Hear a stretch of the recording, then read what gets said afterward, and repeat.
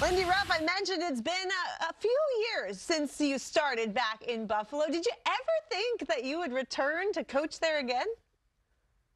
I don't think anybody ever expects to return. I think this is a unique situation, and I'm excited about it. I really think a deep club here that is really on the cusp of breaking out. Hey, Coach, I got to ask you. I think of just even the job you did in New Jersey, right? The offensive. I find that from watching you from the outside, you've taken talent and you've kind of showed them how to flourish. And I think back to you just doing that now here in Jersey to back in Buffalo. I mean, that was one of the best teams I've ever seen play against in like the 05, 06, 07 time.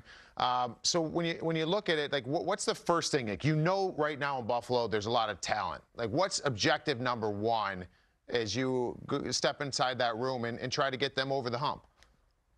Well, I think objective number one is making sure that we're all on the same page, so we understand everybody's going to have to be a little bit better. Everybody's going to be whatever that system we play, how quick we play the game.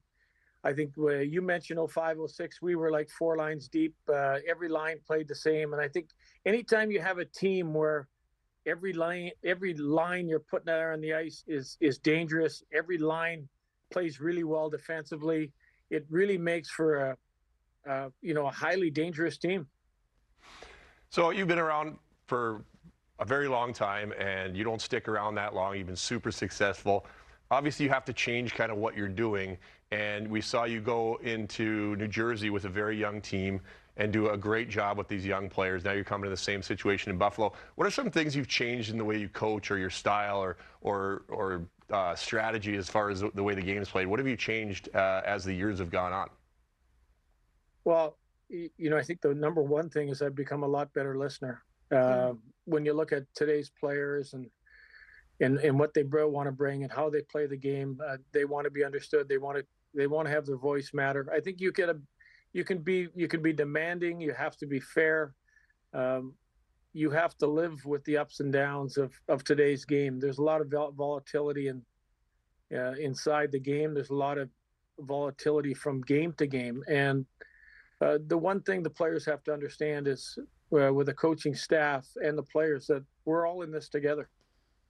I mean, we've seen some incredible seasons, individual seasons over the past couple of years as the Sabres have been building and growing. And we mentioned they still haven't quite gotten back into the playoff picture, but they're right there. And a lot of us around here thought maybe this would be the year.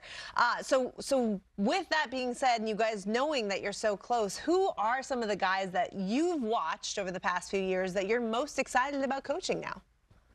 Well, I think number one, you take a look at, there's a couple of really talented forwards that have been able to break out. And you look at Thompson and Tuck and Cousins, another young player that should be just coming into his own. There's a few forwards up there I don't know a lot about, but you've got a Quinn, a Benson, Peterka, who I watched in an American League playoff series against Utica, which is the Devils farm team at the time.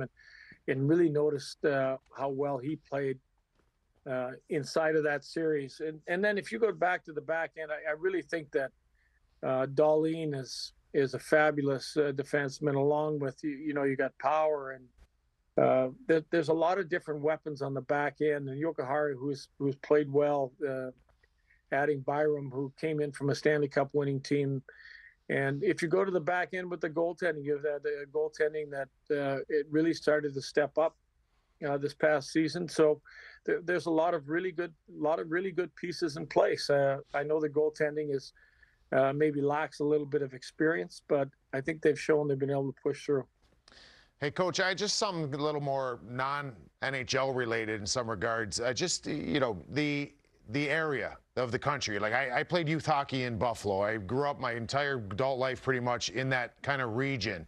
And you know this better than anybody because you've got that Buffalo in your blood in a lot of ways. And I think I heard you talk about it when your first couple interviews getting this job back here in Buffalo.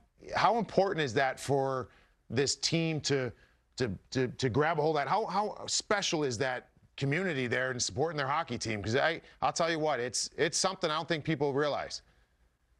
Well, I think you've nailed it. I think with a lot of sports teams and sports cities, there's something unique. There's something unique about Buffalo.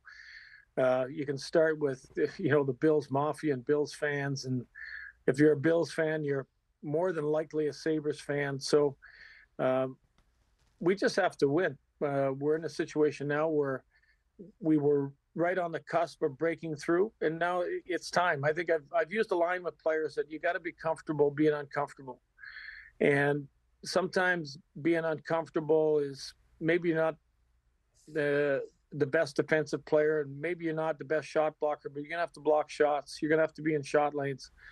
We're gonna have to trust one another to do the things that are gonna make us a winning hockey club.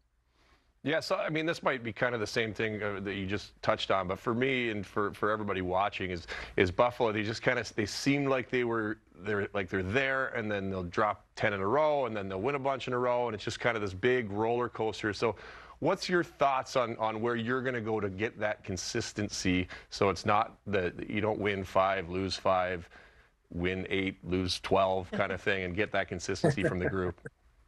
Well, I think you've nailed it. You got to be committed. You got to be connected as a team, and connected means we're all on the same page.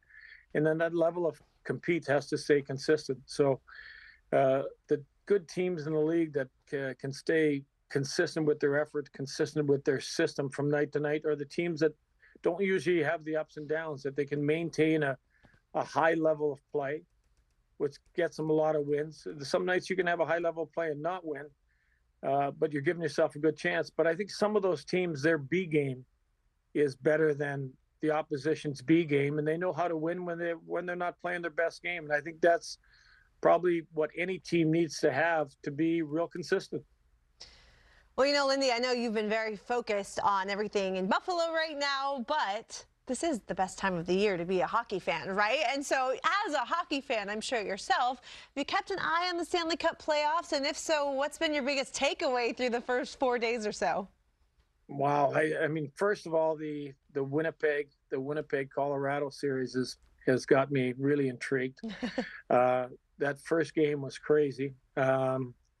My second take would be watching Vancouver and Nashville, and how well the second half of the year that Nashville has had, and how well they're playing in this playoff series. There is some really interesting games. I think, you're sitting in Toronto, I can imagine, and I looked at and watched parts of that Toronto-Boston game, the last one. I thought Toronto might have played one of their best playoff games.